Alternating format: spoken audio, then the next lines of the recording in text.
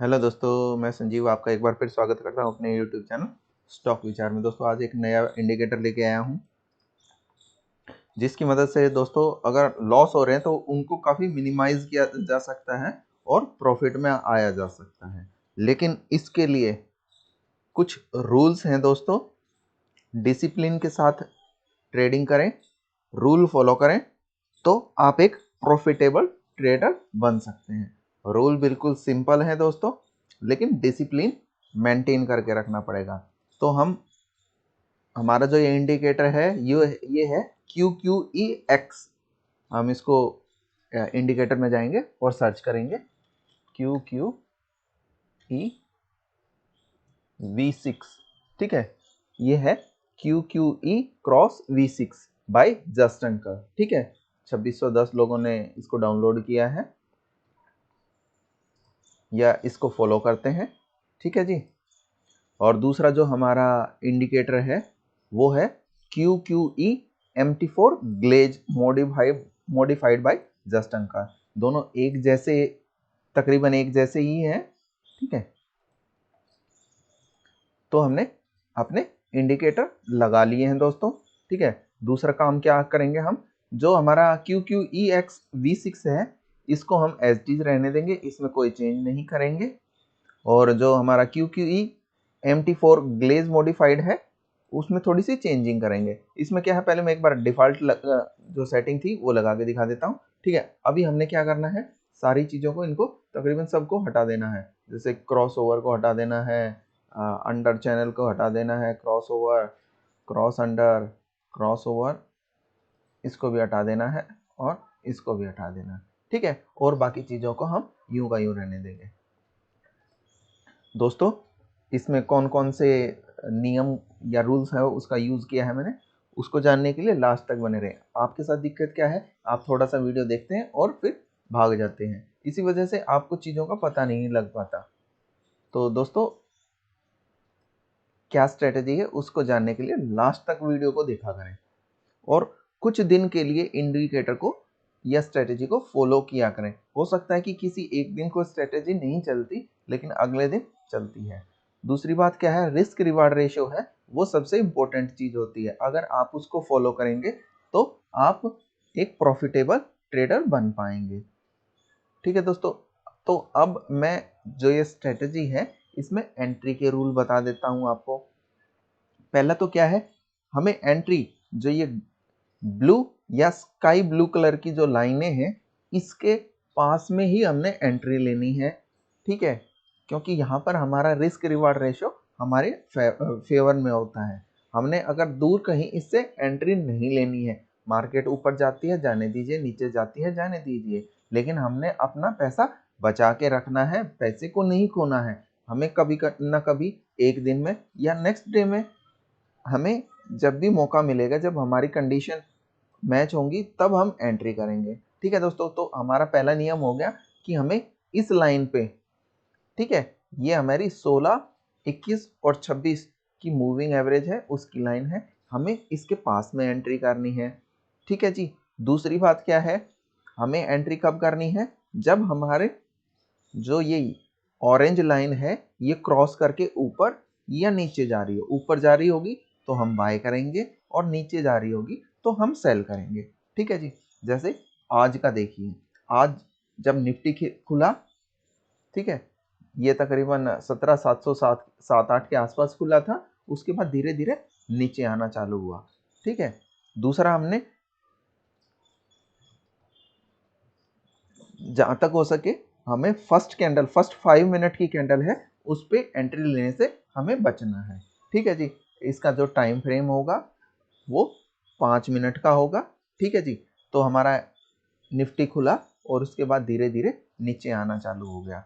जब यहाँ पे इस लाइन से टकरा के और इसने यहाँ पे सपोर्ट लेके जब ऊपर की तरफ निकला, ठीक है, यहाँ पे तकरीबन 12:05 के आसपास, ठीक है, इसने यहाँ पे सपोर्ट लिया और इसके बाद जब ये ऊपर की तरफ निकला, ये हमारी जो दूसरी मूविंग एवरेज है जो ग्रीन और रेड कलर से दर्शाई गई है, ये जब ग्रीन हो गई उसके बाद नीचे जो ऑरेंज लाइन है ठीक है, वो 0 से ऊपर निकली, ठीक है, तो हमें वहां पर बाय करना है। बाय कब करना है? जब ऑरेंज लाइन 0 हो जाए तो हमने वो वाली कैंडल देख लेनी है जैसे इसमें हुई थी, ठीक है। इसमें तकरीबन 12:10 वाली कैंडल है और वो 0 पे आई थी जब जब ये ऑरेंज लाइन 0 थी, ठीक है। तो इसके बाद हमने इसके ऊपर का बाई ऑर्डर लगा देना है और हमने बाय कर लेना है। तो हमारा अगली कैंडल पर ही बाय हो गया था, ठीक है। अगली कैंडल है रेड में बंद हुई, ठीक है, कोई बात नहीं। अब हमने स्टॉप लॉस कहाँ लगाना है? जनरली हमारा जो स्टॉप लॉस है, मेरा मानना यह है कि स्टॉप लॉस है इससे पहले जिस कैंडल पे हमने एंट्री करी है, इससे पहले अगर कोई रेड कैंडल है जो इसके नीचे क्लोज हुई थी, इस वाली कैंडल से क्लोज हुई थी, वो हमारा स्टॉप लॉस होगा, ठीक है जी। सपोज करो ये ग्रीन कैंडल बनी थी, अगर बने, ठीक है, तो इससे पहले वाली जो भी रेड कैंडल होगी वो हमारा स्टॉप लॉस, उसका लो हमारा स्टॉप लॉस होगा, ठीक है जी। और हमारा टारगेट कितना होगा? टारगेट है वो आप खुद डिसाइड कर सकते हैं, वो 1 रिवार्ड बाई 1 रेशियो, जो अपना 1/1 का रख सकते हैं रिस्क रिवार्ड, या 1:2 का रिस्क रिवार्ड रख सकते हैं, या ट्रेल स्टॉप लॉस लगा के और आप अपनी ट्रेड को कैरी कर सकते हैं या राइड कर सकते हैं, ठीक है जी। एक तो ये हो गया हमारा ठीक है। एक बार पीछे जाके हम सेल का भी देख सकते हैं, ठीक है। जब हमारा इस कैंडल में हमारा इन दोनों जो बैंड हैं उनसे नीचे हमारा एक बार प्राइस नीचे आके बंद हो गया, ठीक है। उसके बाद 9:55 को अगली जो कैंडल है उसमें हमारी 0 लाइन आ गई, ठीक है। तो जो इसका लो है उसको हमने मार्क कर लेना है और उस पे हमने अपनी सेल एंट्री लगा देनी है। जैसे ही ये क्रॉस हुआ, ठीक है, आप 5-10 पैसा 10 पैसे नीचे लगा सकते हैं, ठीक है, जैसा भी आपका स्टॉक है या इंडेक्स है। तो उस हिसाब से आप 10-20 पैसे से लेके 1-2 रुपए तक नीचे की आप एंट्री प्लान कर नीचे लगा के बाय या सेल प्लान कर सकते हैं, ठीक है जी। तो इसमें हमने इसके जो लो है उसको मार्क किया और वहां पे एंट्री कर ली है, ठीक है। इसके बाद हमारा स्टॉप लॉस कहाँ होना चाहिए? इससे पहले जो भी हरी कैंडल है उसका हमारा स्टॉप, उसका हाई है वो हमारा स्टॉप लॉस होगा। तो 9:45 वो 9:45 वाली कैंडल है, ग्रीन कैंडल है, उसका हाई हमारा स्टॉप लॉस हो गया, ठीक है। और उसके बाद हमने इसको आगे तक राइड किया, ठीक है जी। आप अपना शुरू में है रिस्क रिवार्ड है वो फिक्स रखिए और निकल जाइए। या फिर दूसरा आप ये कर सकते हैं कि जब भी ये तोड़ के और इसके ऊपर की तरफ निकलती है, ठीक है, ये ऑरेंज लाइन है, रेड लाइन को तोड़ के ऊपर की तरफ निकलती है, तो हमने यहाँ से निकल जाना है, ठीक है जी। आप ये भी कर सकते हैं। या जो कैंडल है, ठीक है, इसको जब भी क्रॉस करके ऊपर की तरफ निकल जाती है कैंडल, ठीक है, या लोअर लो बनाना बंद कर देती हैं और तोड़ के जो कैंडल है वो पिछली कैंडल को तोड़ के उसका हाई तोड़ के मतलब और ऊपर ही क्लोज होती है, तो वहां पे भी आप निकल सकते हैं, ठीक है जी। रूल बड़ा सिंपल है और ये स्ट्रेटेजी भी काफी अच्छी काम करती है, ठीक है। इस दिन देख लेते हैं, ऊपर की तरफ गई, ठीक है, हमने बाय या सेल है वो सिर्फ इस लाइन के ऊपर करना है। इसके नीचे अगर हमारा कोई जैसे यहाँ पे ये 0 लाइन अगर इसके नीचे कहीं दूर आ जाती है तो कोई दिक्कत नहीं, हमें छोड़ देना, दोबारा फिर मिलेगा ट्रेड, ठीक है। तो ये ऊपर ऊपर जा रही है मार्केट, जाने दीजिए, कोई बात नहीं, एक बार नीचे रिट्रेस करके नीचे आएगी, ठीक है, यहाँ कहीं सपोर्ट लेगी, उसके बाद ऊपर जाएगी तो हम बाय करेंगे, ठीक है जी। तो ये नीचे आई, ठीक है, इसके बाद नीचे क्लोज हुई। जनरली क्या है दोस्तों, एक बार ऊपर या नीचे निकल रही है तो निकलने दीजिए, ठीक है। दूसरा क्या है, ऊपर से जैसे नीचे तक यहाँ तक आ जाती है तो यहाँ पे मत कीजिए, थोड़ा सा वेट कीजिए, उसको 1-2 कैंडल यहाँ पे बनाने दीजिए, इस जो मूविंग एवरेज है इसके बैंड पे 1-2 कैंडल बनाने दीजिए, ठीक है। उसके बाद हमें पता चलेगा कि ऊपर की तरफ जा रही है या नीचे की तरफ। जनरली क्या होता है कि जो पिछले दिन ट्रेंड था तकरीबन उसी दिन, उससे अगले दिन, मतलब जो प्रेजेंट डे है वो पिछले दिन का ट्रेंड ही फॉलो करता है, लेकिन हमेशा ऐसा नहीं होता, ठीक है। लेकिन जनरली यही होता है। तो आपको थोड़ा सा इस चीज की तरफ भी ध्यान देना कि पिछले दिन ट्रेंड कैसा था। तो अगर डाउन ट्रेंड था तो सेल ही करने की कोशिश कीजिए, और अगर ऊपर था तो बाय करने की कोशिश कीजिए, ठीक है जी। तो हमारा जो ट्रेंड था पिछले दिन वो नेगेटिव था या डाउन ट्रेंड था, तो सेल करने की तरफ ही ज्यादा ध्यान दीजिए या मौके ढूंढिए। जब यहाँ पे नीचे एक बार नीचे आके क्लोज हो गया तो अब हमें ऑरेंज लाइन का भी देखना है कि ऑरेंज लाइन है वो हमारा जीरो पे कब आती है। ये इस कैंडल के आसपास जीरो लाइन पे आई, ठीक है जी, हमारे दोनों बैंड से नीचे थी, ठीक है।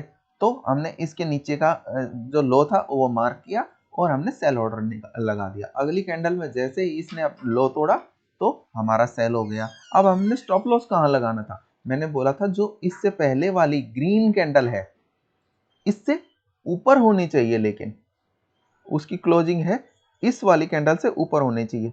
तो जो ये वाली कैंडल है, जनरली मैं ये बोलता हूं कि जो डोजी है थोड़ा सा उसको अवॉइड किया जाए, ठीक है। लेकिन ये हैमर टाइप की है तो आप इसको, जो इसका हाई है उसका स्टॉप लॉस मानिए और सेल ट्रेड है वो इनिशिएट कर सकते हैं, ठीक है जी।